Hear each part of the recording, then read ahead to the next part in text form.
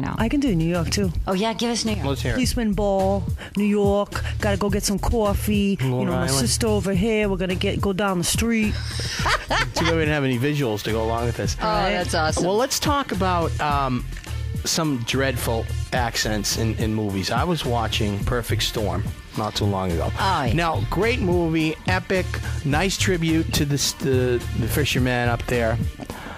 But, oh my God, those were just dreadful accents. Yeah. What went wrong, Joan? Well, they obviously didn't have an appropriate linguistics coach because, you need a dialect coach. You know how these people go get roles in movies? Yeah. They don't even speak a language. They can learn an entire language. Just for an example, We Shall Remain on WGBH. They just did the whole series on Native Americans. Yeah. There were a lot of white actors who had to learn Native American language. And it's Were they building casinos? very, very difficult. Now, Chris, let's not stereotype. Terrible. It was a very powerful historical series told from the perspective of the Native American. In fact, several of the episodes were, put your hand out, let me slap it. Directed by Chris Eyre, who is famous for Smoke Signals. He's the one who launched Adam Beach's career. And Adam Beach, of course, is Law and Order and so many other terrific, great TV shows and movies. And they have to work very, very closely with the actors. So I don't know what the budget was on that, but... Clooney, I didn't think Clooney pulled it off. It was embarrassing. It was, dreadful. You want to jump in? Go ahead. Yeah, I actually, my take on it, my theory is, I don't think anybody who isn't from Boston can really do a Boston accent. I think it's one of places that, if you're only born and raised here, that you're born with it. I mean, you can nurture it and try to make it come out, but for when they did the Kennedys, that was terrible. That was worse than The Perfect Storm. Well, that's the hardest because the Kennedys, it's like if you go over to England, every region of England has their own unique accent. You have the upper crust British accent, you have the Cockney, and they just go on and on and on. And you can tell where a person is from. It's called regionalisms. And I have a Western Mass regionalism because I was born and spent most of my life in the Holyoke, Springfield area. Holyoke, that's how we say it. Not Holyoke. Like Leominster, instead of Leo Minster. Gloucester. And Worcester. Yeah. Right, Gloucester. Or Haverhill. I love it. They really mangle the names of the towns around here. Let's go to Gloucester. Exactly. And you're from Worcester? Did you say Worcester? Anything west of Worcester is mispronounced. Anyway, so I have to, when I get really, really tired, my A's get really hard and very nasal, so I have to, being a broadcaster, I've really studied it and made sure that I tone down the regionalism. But, I'm in jeans today, and I'm kind of casual, so you'll be hearing... I know. Did you hear him? Thanks a lot. Lori and I are both wearing jeans. Yeah. But I have a tight T-shirt. For Chris. I know. Tonight. It's kind of see-through, too. And Laurie informed me that I have some button issues on my shirt. Well, you know what? My dad always told me to utilize my assets and my resources, so That's it? Well, I'm 2/3 Irish, 1/3 French, so I'm part French. My husband says he knows which part. Oh, yeah. Derriere. Oh, that's cute. That's cute. Anyway, so, being casual, you'll hear a little bit more of that, but of course when you're broadcasting, it's just like anything else. When you're really being very conscious of what you're saying, like the way I'm talking to you is very different from the way I would read a piece of copy. And if you could... And very different from the way I talk to you when I leave you messages. The voicemail. But, right, Chris? Yeah. Wow. But if you had a piece of copy, we can both read it and we'll do the distinctions and then we'll coach you each other. interpret it differently. Would be fun. Now the origins of the Boston accent, it's lazy English. Exactly. Is what it is. It's just because when, I think it's because we're fast, and I think we talk fast. Well, that's so it's like, normal people say, oh, I have to go to the store. In Boston, you go, I got to go to the store. I got to do this. I got to do that.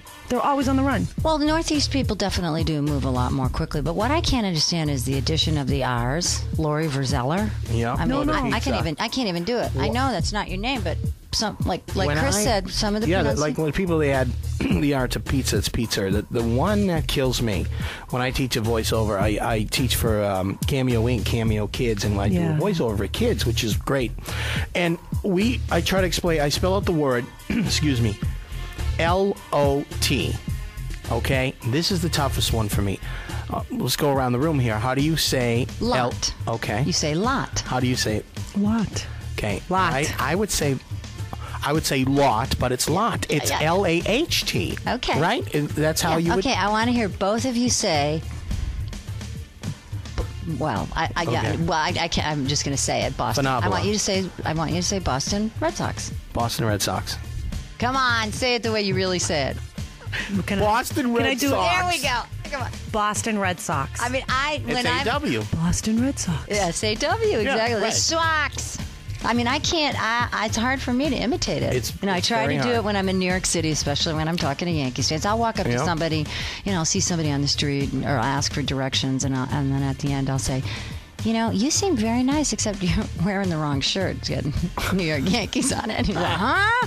Where are you from? Is it Boston? And then it just all breaks loose. I love it. I do too. Like G-O-D, okay? Oh, yeah. Now, my friends in Connecticut, okay, they have what's called like the Midwestern straight, flat, which is what's considered a good... Standard American English. That's right. Yeah. Flat English.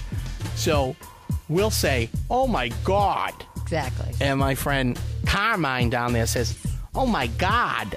You mean Carmine, not Carmine. Well, I said it because I said that specifically because he's going to be listening. So Carmine is saying, "Oh my God," G-A-H-D, and we're like, "Oh my God," and which is to people that are not from here. It's like a totally different language. Exactly, and it's so much fun for them to listen to it. It's a novelty, and they're disappointed when they hear that I'm from Boston. I don't have a Boston accent. But my favorite usage is, "Oh my God, oh my God, oh my God, oh my God, Lori Bazzelli, oh." Bazzeller.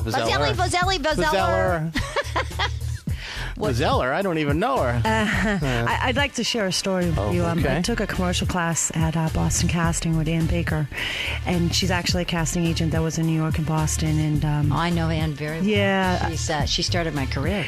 She's a legend, and she's extraordinary, and I love her and admire her so much. Yeah, she gave me a little bit of advice. I actually need to go back and revisit the class, but she told me to go down to Emerson College and get evaluated for my Boston accent so they could help me, a little linguistic teacher.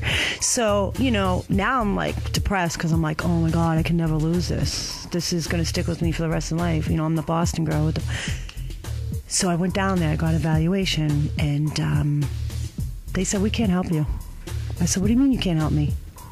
Well, we really work with people who have serious speech impediments. She goes, if you just slow down and speak and really work at it, you can eliminate it. I paid out of my pocket. Insurance doesn't cover it. I paid like $100.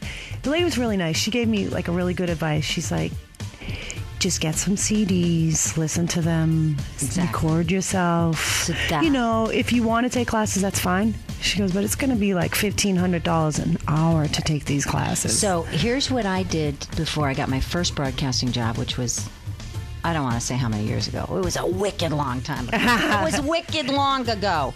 I had this regionalism. And I had a young baby at the time. She was 14 months old, and I would put her down for a nap, and for 2 hours, I would record women on the air, and I would play it back, and I would listen to it and mimic it. And I did that 2 hours a day, every chance I could. And I was able to really reduce my Boston accent and get a job in broadcasting. I got a job at KISS 108. So why don't we do this? That's good advice, professional advice. By the way, I want to hear how both of you say P-A-R-K-E-R. Park the car. No, P-A-R-K-E-R. Park car. One word. Parker. Parker. Parker.